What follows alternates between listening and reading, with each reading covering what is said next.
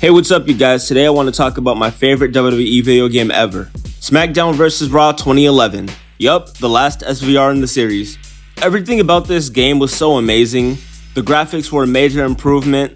The gameplay was amazing. Just look at how they improved the mechanics. There were so many new features added. We also got the addition of Universe Mode. We even got the backstage area where you could go to the trainer's room, you could go to the interview area, you could talk to the divas while they're getting their makeup done, you could go start fights backstage, you could even go to the parking lot. It was just so crazy. There was also that whiteboard, you know what I mean, where you look at all the matches and then you go to the arena.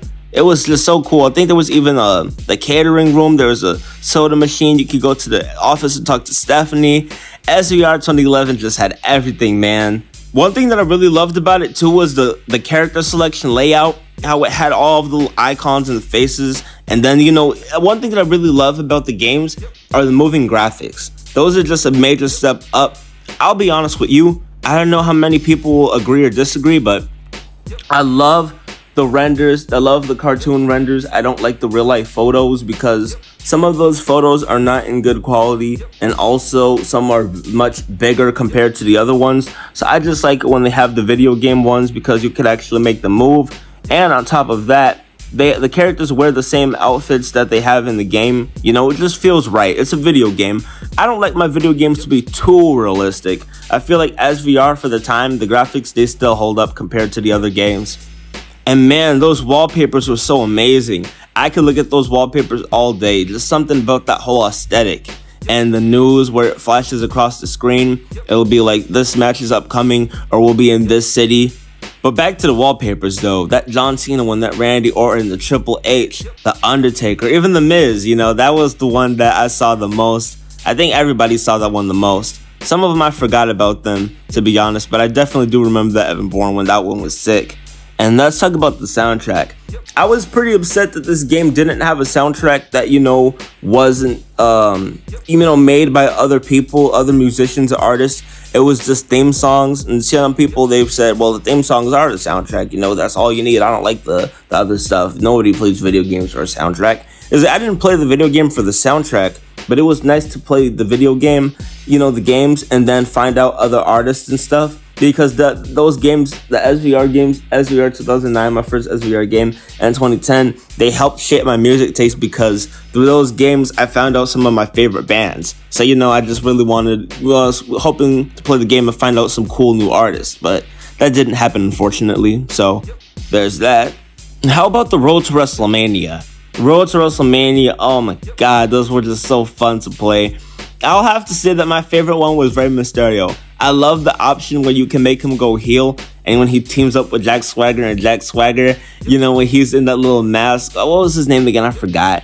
It reminded me of the real life, the video game version of El Grande Americano, currently portrayed by Chad Gable. I think it was El Todo Americano, so Total American, and he came out there with the Let It Roll theme song. And the mask too, he was like thinking that nobody knew that it was him, and then Rey Mysterio finally unmasks him. It was just so crazy. And then you had the Undertaker one, I think. I don't remember whose storyline it was exactly. I don't think it was Undertaker's Road to WrestleMania, but I think you could like choose whichever character you wanted. And then there was the Druid Battle Royal. Yeah, it was so scary. I remember that Battle Royal, and everybody in the crowd, they were dressed up as druids. All of your opponents were druids and stuff. The screen, I think it was like tilted, and it was dark purple. It was so creepy. And then they have the music, you know, playing in the back, and it was like the. I was like, holy crap. I was shaking. But who else had a Road to WrestleMania that year? Oh, Chris Jericho. His was so fun. Him and Chris Jericho at the Hell in a Cell. That was great stuff right there. It was a great feud. And Christian, yes. I enjoyed Christian and Edge so much. Christian, I love him. You know, it was so cool to see those two reunite and have, you know, those fun sketches. I think Hurricane, he even came in at one point during their Road to WrestleMania. And, you know, to see Christian win the big one, that was some good stuff right there. You just couldn't mess with the Road to WrestleMania. I think I'm forgetting one.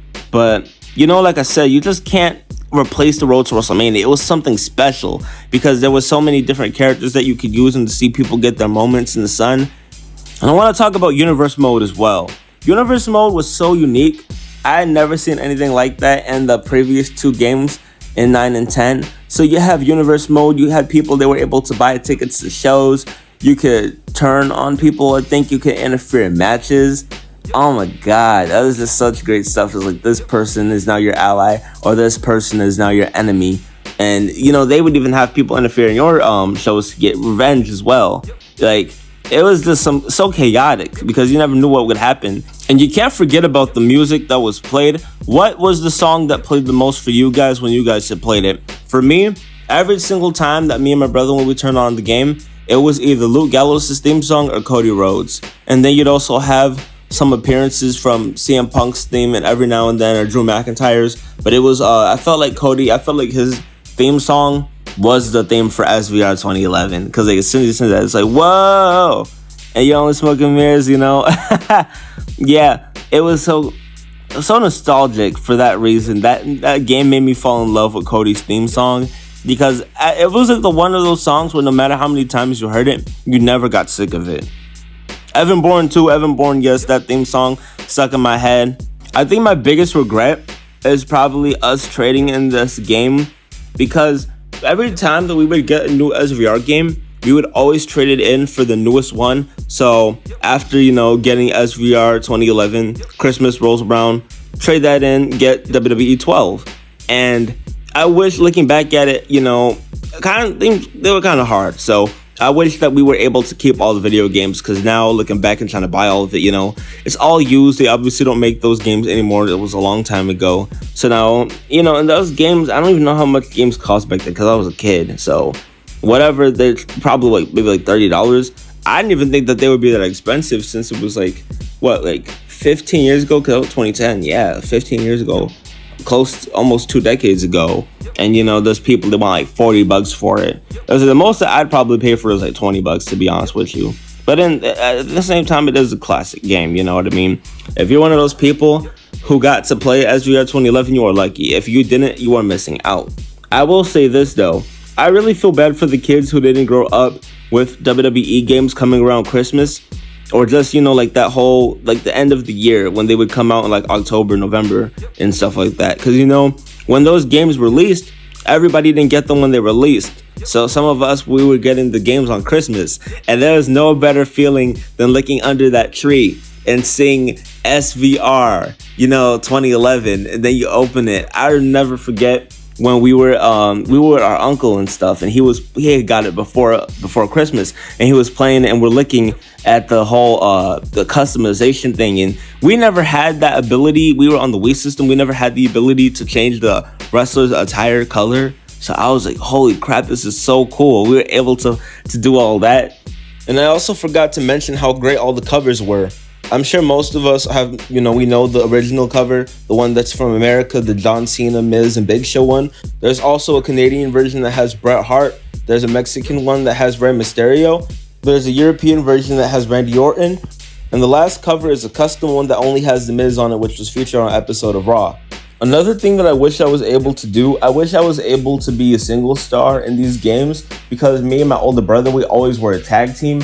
We did have our, you know, times where we did branch out and do a like little WWE Championship run, or like our US title run.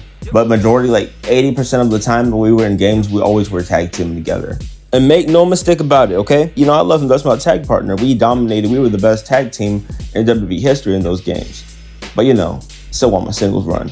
We were actually hoping to do some video gaming on here. We wanted to do some streaming, so definitely we'll let you guys know, give you guys an update on that if it ever happens, because we definitely do have to get some of these old games. We got SVR 2009 again not long ago, so definitely want to do that. And yeah, eventually we'll probably collect a lot of the other old games and stuff and start streaming those as well. So let us know if you guys would be interested in that. And with that being said, that wraps up the video. Let us know in the comments down below, what's your favorite memory with this game? What character was the hardest for you to beat? How did you guys rank yourselves? Were you guys that type of person like me that put yourself at 100 overall? You had to beat every single person, you know, you couldn't have a loss. You had to keep, you know, resetting the match.